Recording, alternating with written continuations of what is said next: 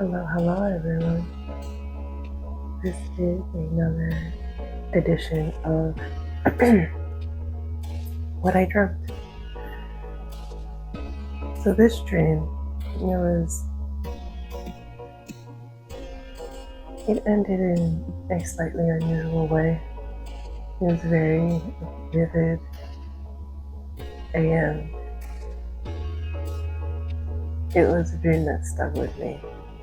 And it wasn't even like a nightmare or anything particularly dramatic. It was just such an odd thing. Anyway, this is Pulling in the Thread. So the dream started with me working in this school/museum. Maybe it was like a museum that was turned into a school. I think that's probably the best way to describe it.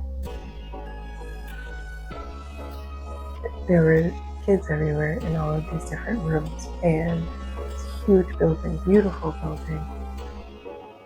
And I was working, and I'm not really sure what my job actually was, because I wasn't, I was there to work, but I wasn't actively working. I just remember this person who was supposed to be my boss came up to me and said, "We need to touch base later. So before you leave, come and talk to me." And I was getting ready to leave. And so I went to go find the person who was my boss. And in a dream where you're trying to catch up to someone and it's like they're always just disappearing. Either like they're just going around the corner or they're like slightly too far away. And by the time you get to where they were standing, they're already, again, really far. Like it doesn't make sense. Like they couldn't possibly move that fast because it's a dream. They're like there and then they're gone. So this kept happening.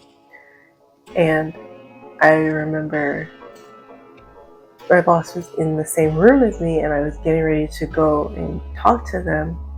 And this person who was like a coworker came up to me and started telling me about like some problem they had going on at home.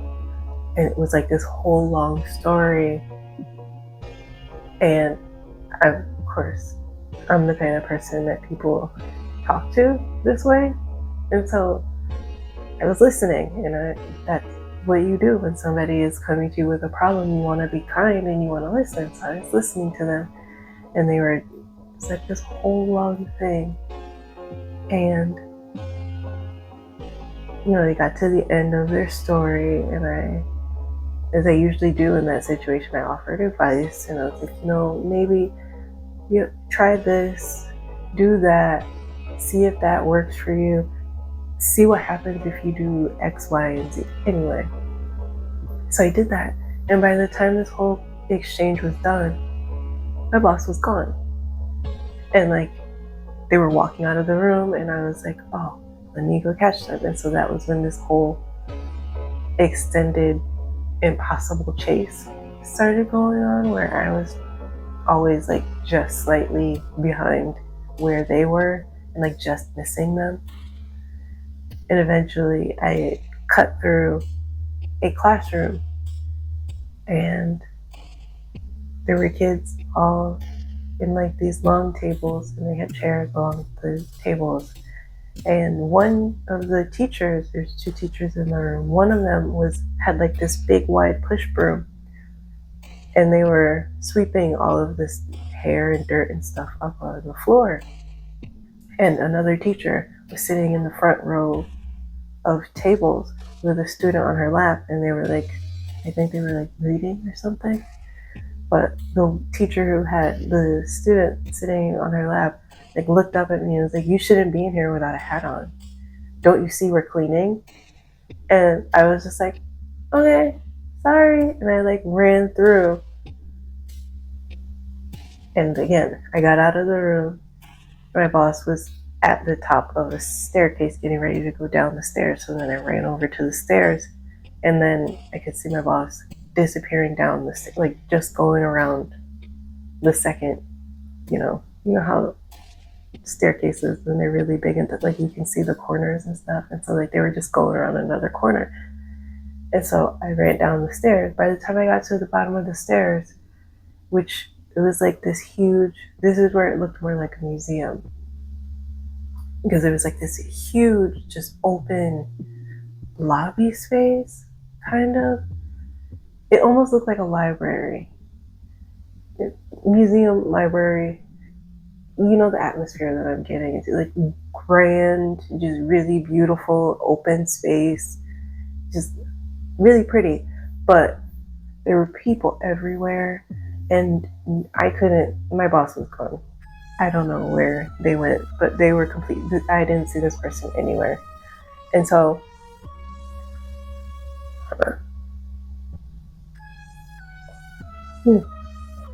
so I was like, you know what, whatever, it's fine. It didn't happen. That's not my fault. I tried. And so I went out the front doors, and it was a really pretty day outside, and I was sitting on the front steps just outside the door, and I sat down, and I felt like this tickle in my throat. You know, have you ever had like a hair in your throat, and you know that feeling? So I had that, and so I coughed, and I was like, and then I reached into my mouth, like full claw of grasping, like obviously this is a dream, so my hand completely fit into my mouth and was able to reach into my throat, and I just pulled out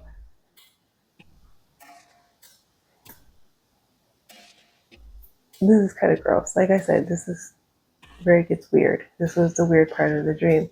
I pulled out this hunk of raw meat. It was like a steak. I don't know.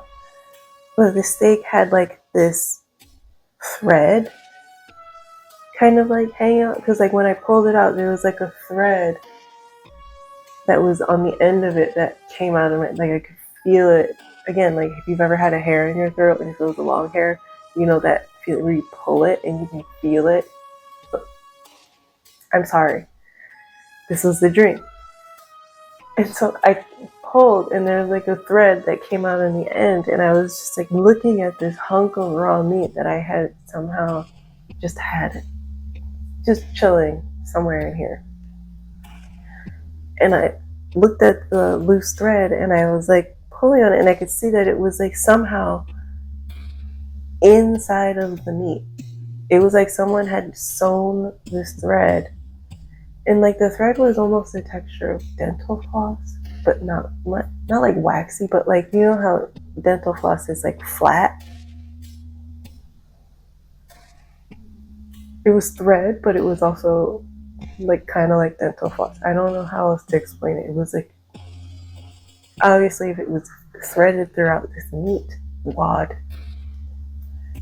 Anyway, it was like someone had sewn it into this meat. And so I was pulling on this thread to get it, to untangle it from the meat.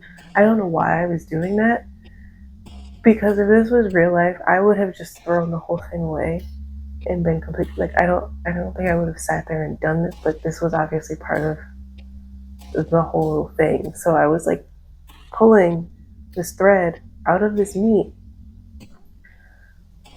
and then that's when I woke up. That was the dream. I don't know, man. So I really had to sit with that one and dig into what all of that was supposed to be telling me. It's a wording from the top of the dream. I have my job. I'm always dreaming about work. 6th house, Virgo sun, very on brand for always being focused on work. So I was at work, and my boss wanted to talk to me and said, come talk to me. And somehow me trying to talk to my boss never happened. And this is a theme with most jobs that I've had where, everyone's always, of course, you want to set the tone for the culture of being open door, tell me anything, let's work it out. If there's a problem, let me know. Everyone says that. And the reality is always much different because, there are certain situations where you can't just talk about it. And like with my work background, I've worked in places that were run by a husband and wife more than once. And so like if there was an issue, what am I going to do? Be like, your wife said this to me and I didn't like it? How is that really going to go? Like, of course you want to hope that the person would be objective, but that's their wife or husband. They're not going to. And like the same thing with I was in a job situation where the person that was causing friction was a friend of the people who own the place. And it's like, am I really going to go to this person and say, hey, your friend's being a dick, and think that that's going to result in any real change? Everybody has different experiences of people. Like, you are not the same person to your mother as you are to your best friend or to the guy at the coffee shop. People are going to experience you differently. You're going to be a different person. So if someone did try to like tell your mom, oh, so-and-so was being really nasty and I didn't like the way they were talking to me, your mom's going to be like, I've never had that. That's not them. No. And like, of course, again, in that situation where it's a work thing, you would hope that the person would be, objective about it, and not just, let their personal experience and knowledge of that person cloud their judgment and their ability to be objective about the situation. But that's not how things work. Like, that's just not how it is. Like, people are people and they're imperfect, and they are going to feel the way that they feel about people that they are close to. That's just how it is. And so all of that to say, this whole moment of my boss saying communicate with me and then literally being impossible to communicate with was obviously speaking to all of my past experiences with work. And obviously there's still stuff that I'm working through with that. And that was me trying to like bring it to the forefront, I guess, in my mind and say, hey, this is something that comes up a lot for you. What's your role in this? Like, are you putting yourself repeatedly into positions around in work environments where you're not going to be heard? Or is it that, like, maybe in the dream, had I just yelled out or called out to my boss, maybe they would have stopped, but I never did that. So that could also be a thing. Like, is it that the person is impossible to communicate with, or am I just in my mind making it that way? And that's kind of like the Eight of Swords energy in tarot. The card of, it looks like you're trapped, but you're the reason that you're trapped. Like, you could easily just step out of that situation and change the dynamic and fix it yourself. Like, you're the reason that you're in the spot. You're not actually trapped anywhere. It's all your mind is saying that you are, and thus you feel like you are.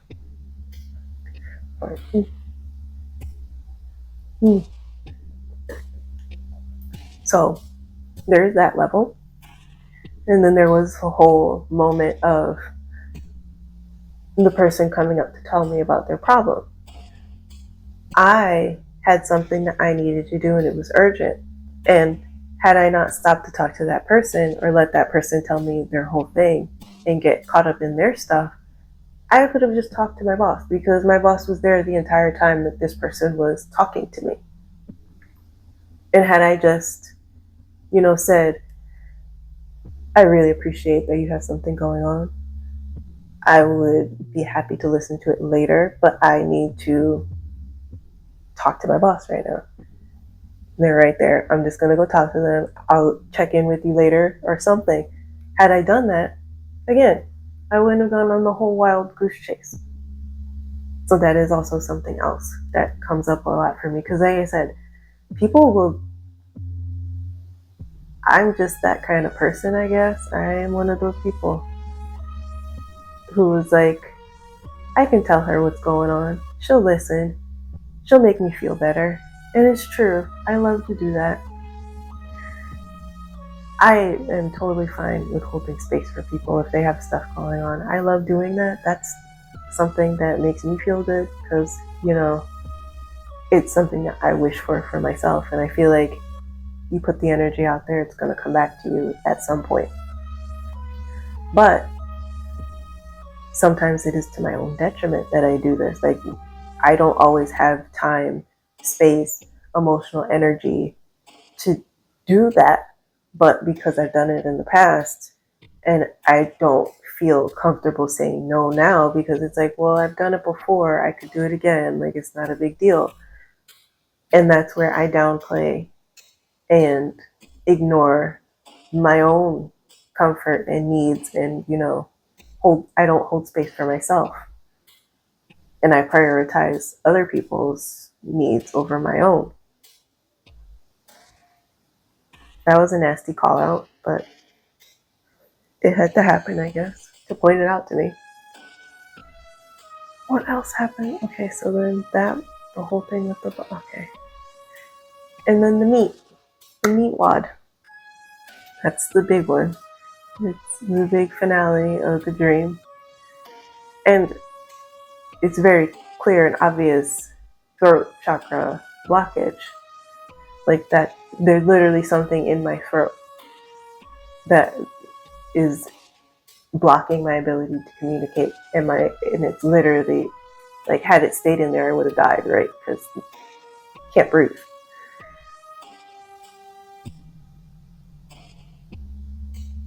If you've been here for a while, you know that is my struggle point, is speaking up for myself. And the whole dream was literally about communication. And, me not feeling able to do so. And again, that's 8 of Swords energy. Nobody told me I couldn't talk. Nobody told me I couldn't ask for things. Nobody told me that I couldn't tell that person, like, not right now. I can't do this right now. I have something else that I need to do. That was all me. And then, of course, there's the whole Fred aspect of it, and the fact that I feel like the raw meat was like a representation of something that I haven't dealt with properly, that I just tried to push down because it's literally uncooked, unprocessed. It's not dealt with properly. But then there I am trying to force myself to consume, I guess. I didn't eat. That's the thing.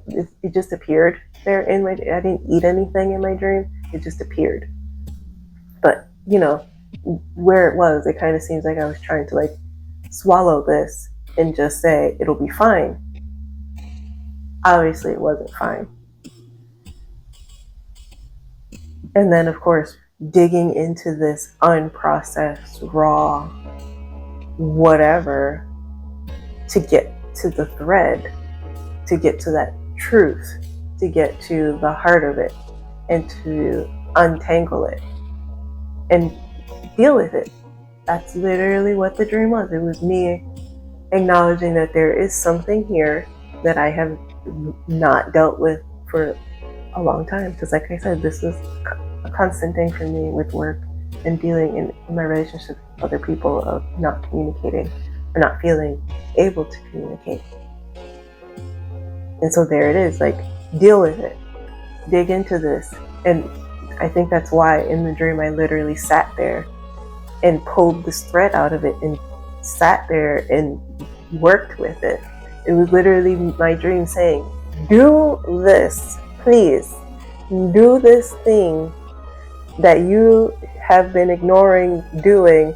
Do it. Do it. Like, the dream, I think that's why it was so graphic and odd, and it just stood out so much in my mind, because I used to not remember any of my dreams at all, like to the point where I didn't think I was dreaming. Part of that is cannabis, and the other part is trauma, probably. It's always trauma. Like, if you dig deep enough, a lot of the things that are going on in your life is because of trauma. But, I never really remembered my dreams, and so I have been remembering them more often, but there are still a few here and there where I'm like, I remember it when I first wake up. You have this experience, I know you have, where you're like, that was a weird dream, and then like 2 seconds later you're like, what was the dream? And that happens a lot for me, where I'll know that I had a dream, but I don't remember anything that happened in it. And so I think that's why this dream ended the way that it did, was so that even if I forgot all of the other stuff that came before, I was not going to forget sitting, pulling a piece of raw meat out of my throat, and then this thread. Like, my dreams are always really vivid, and like, I feel the things that happen to me in my dreams, and so I felt that thread sliding out of my throat, and that feeling stuck with me when I woke up. And like I said, that was my subconscious being like, fix it, fix it, fix it, fix it. Like, literally putting it in my face and making it so that I would not forget, and that I would actually sit with what I needed to sit with.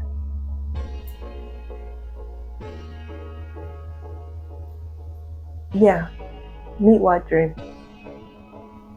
Which is why I chose pulling the thread as the title for this instead of meat wad dream, because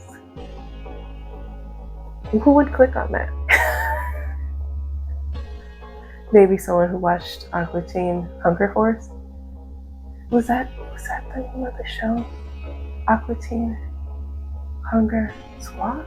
Force? It was Force. I feel like it was Hunger Force. Who is your favorite? Frylock. Frylock was my favorite. Second favorite, Carl. Because what even was that man? His whole situation. Anyway, sidetrack. In the comments, did you watch Aqua Teen Hunger Force? Who was your favorite? What was your favorite episode? Tell me. Because I want to laugh. Anyway, back to the main theme and why I'm sharing it. Why am I sharing this meat wad dream with you guys? I'm gonna stop calling it that.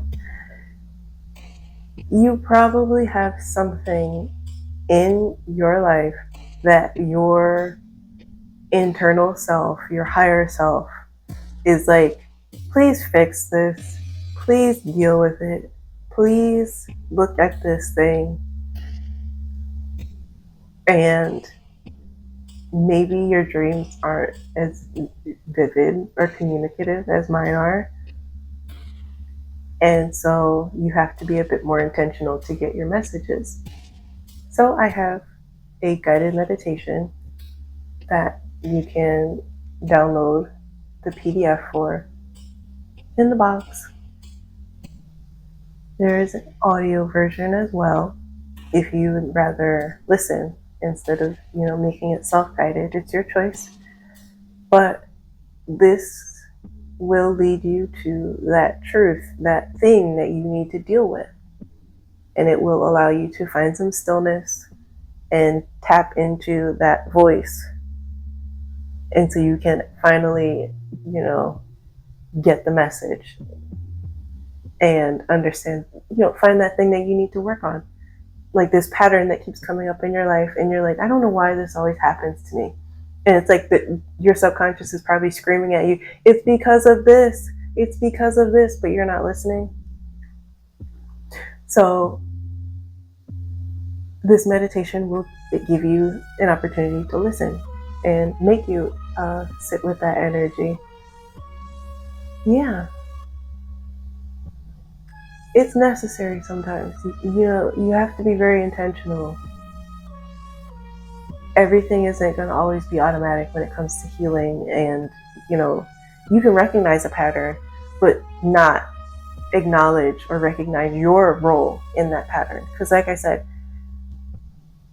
I applied for those jobs, I stayed at those jobs, and I was in all of those relationships with people where I was constantly overgiving, and that was my choice to do that. Like, I wasn't forced to stay anywhere. And like, again, there's that Eight of Swords energy where it seems like, maybe you think you have to deal with the pattern that you're in and you have to continue it, but you don't. Like, the prison isn't real. Like, you can walk right into the bars are there, yes, but you can literally slide right through those bad boys if you turn sideways. And it's like you could just walk right through them. But in your mind, you're like, no, I'm in jail. There's bars. I can't get out. Find the key. This is going to be your path to the key, shall we say. Okay. I'm going to end it on that note. If you enjoyed the video, throw your girl a like. If you want more of these things and some yoga and also a weird horoscope now and again, subscribe. Yeah. Thank you so much for sitting with me. I hope that you have a good weekend, and I hope that you are well.